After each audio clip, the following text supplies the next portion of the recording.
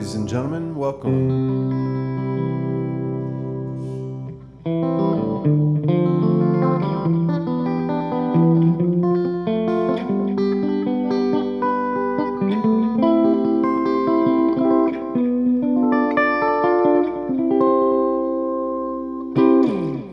How's it going?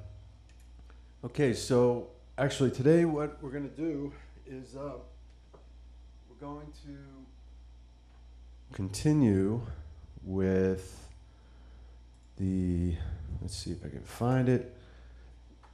Okay, so this is kind of related to that super fretboard memory builder.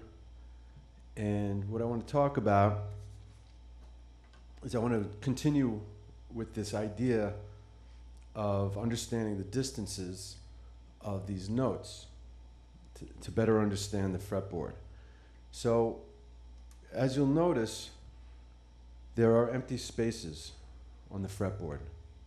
Okay, the whole fretboard currently is using the 7 notes, and the 7 notes are covering the board in whole steps and half steps.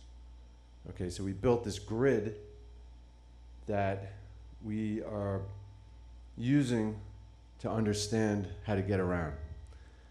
And with that done, we can now move to the next phase, which is to talk about these empty spaces and see how we can deal with that information. Because ultimately, we're just trying to organize things that can easily get out of control, and we want to try and organize it and make it as integrated as possible. So what you have is, we want to talk about these empty spaces, okay? So what we can do is we can say, okay, what is F to G? What is it? Okay, well, we know it's a whole step, but what is in between F and G, right?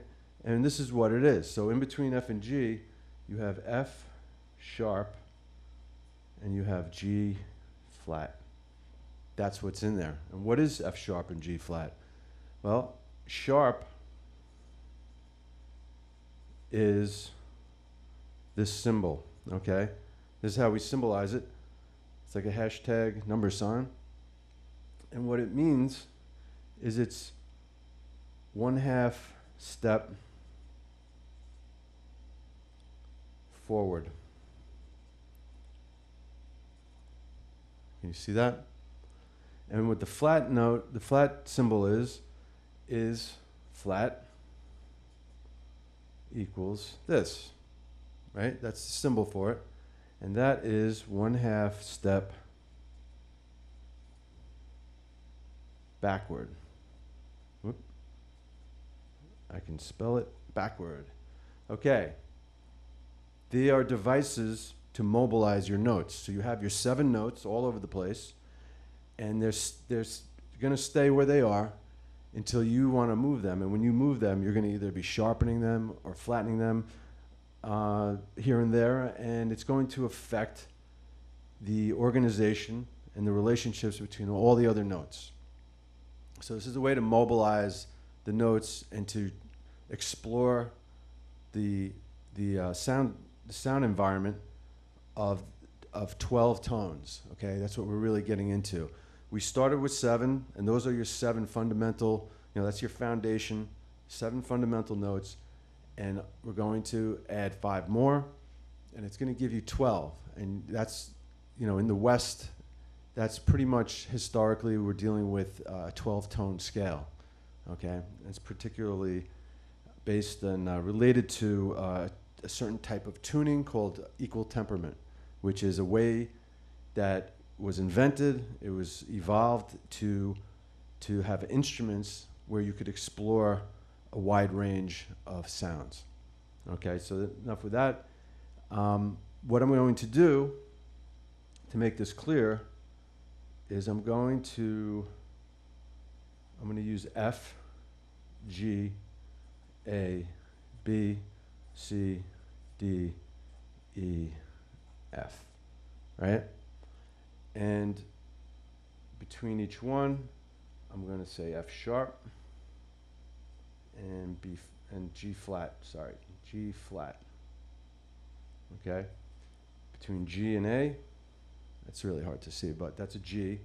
This is a G flat. I'll write it like this, G flat. Okay, between G and A, you have G sharp and A flat. And I put the flats up in the upper right-hand corner. Some people write it otherwise, but I keep the sharps and the flats in the upper right-hand corner. Between A and B, you have A flat, A sharp, and B flat. Okay?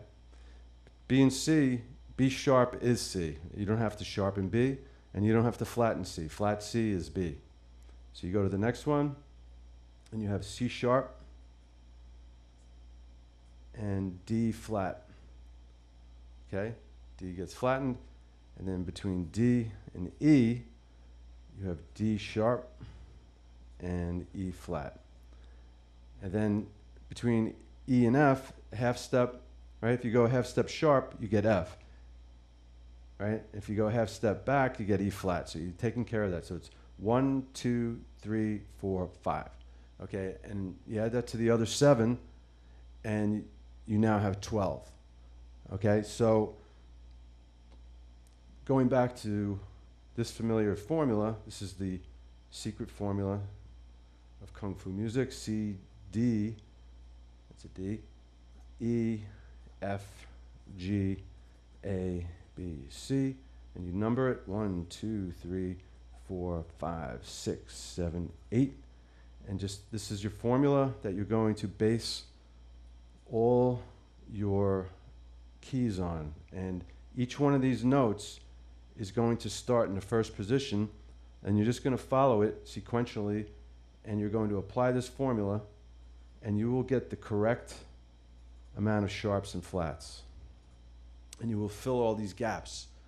Okay, and it's going to complete the picture really of the 12-tone scale. Okay, so you have this formula, and just as an example, I'm going to do the first one.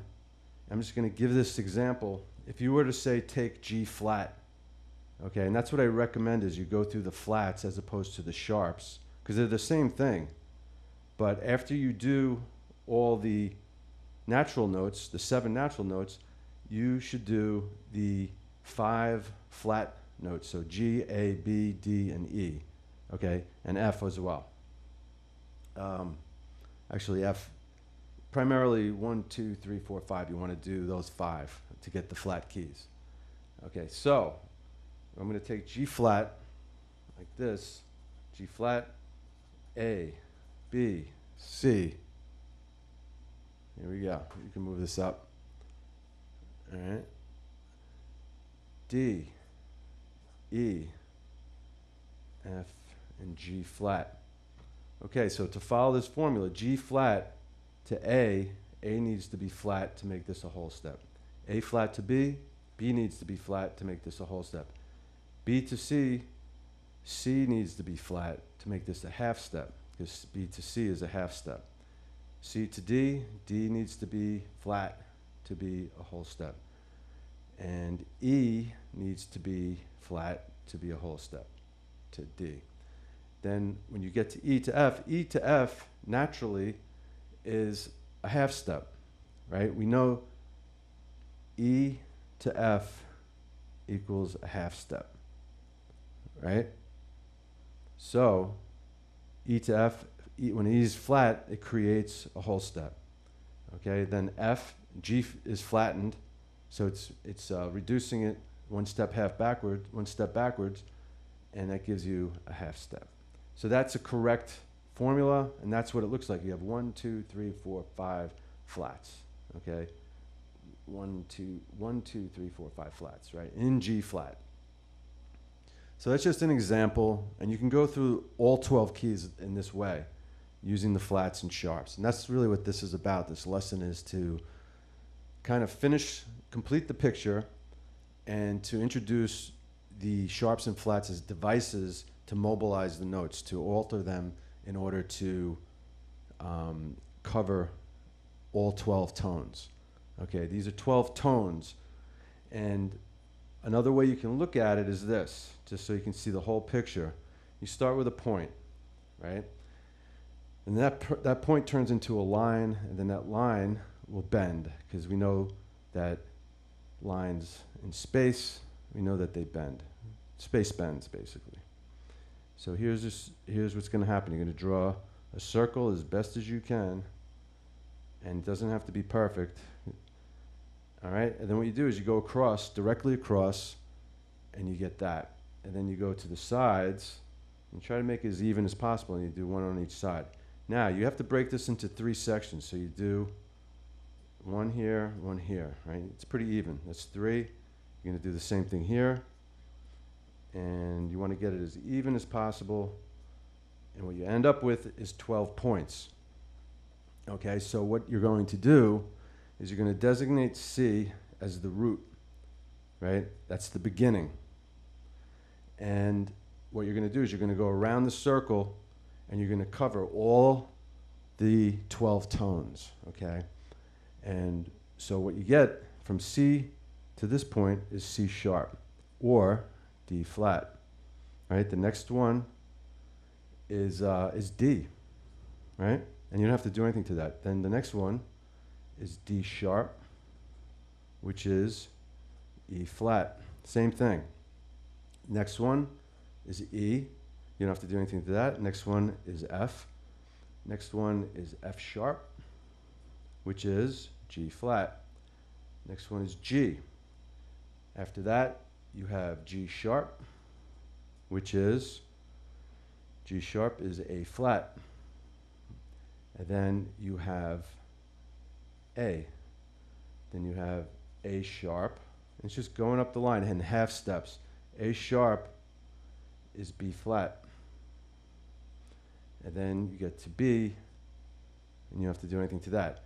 And that gets you all the way around. That's 1, 2, 3, 4, 5, 6, 7, 8, 9, 10, 11, 12. And it's all in half steps, okay? And that's chromatic. And if you go back to this, you're just going half steps all the way up back to G.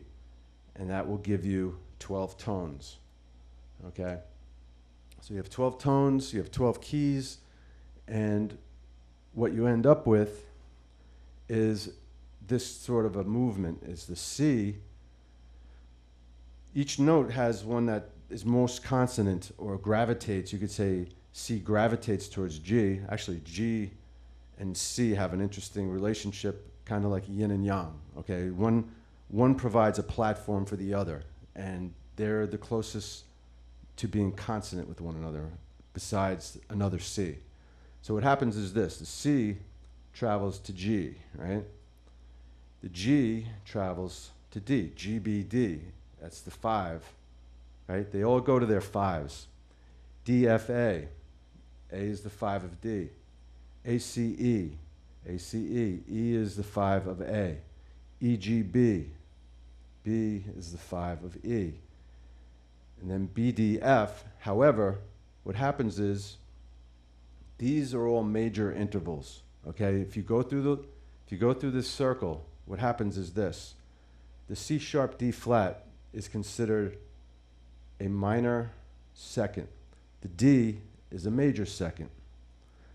The D sharp E flat is a minor third. These are the relationships to C, okay? E is a major third, okay? Right, these minor third, minor second, right? F is called a perfect fourth. F sharp, these are called tritones, right? G flat, F sharp, same thing, tritone, and you could just call this a flat 5 if you like. G is a perfect fifth. This is a minor sixth, G sharp, A flat. A is a major sixth. A sharp, B flat is a minor seventh. And B is a major seventh. Okay? So it's getting a little bit dicey here, but I think that is clear enough. You can sort of read it.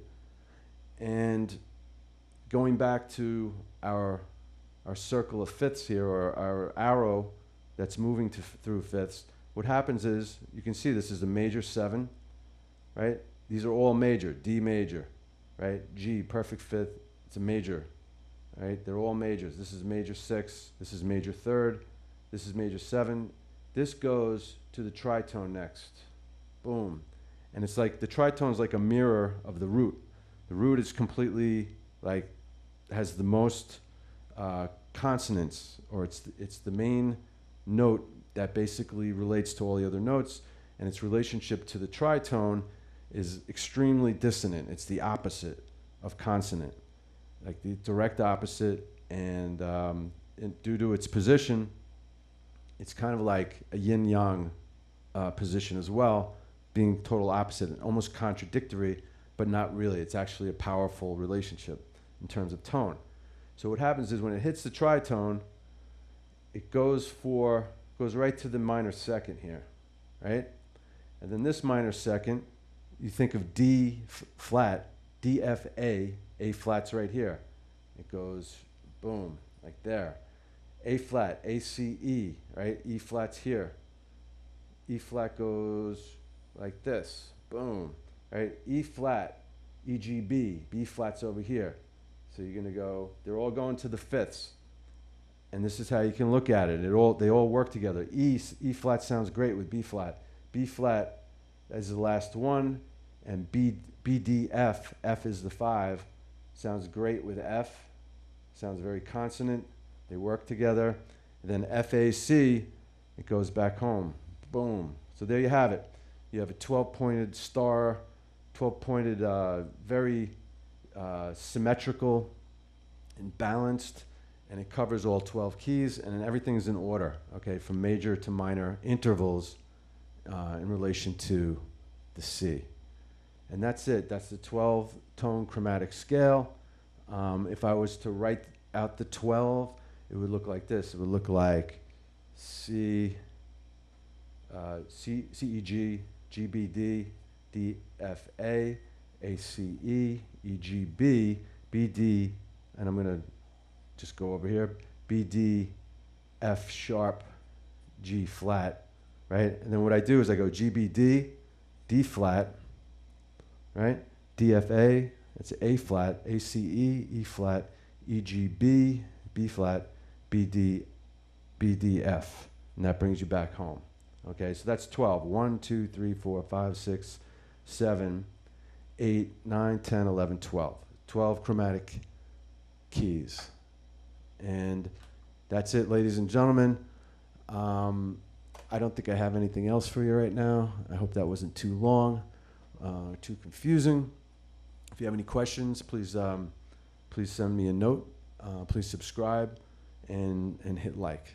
Okay, have a great evening. Take care.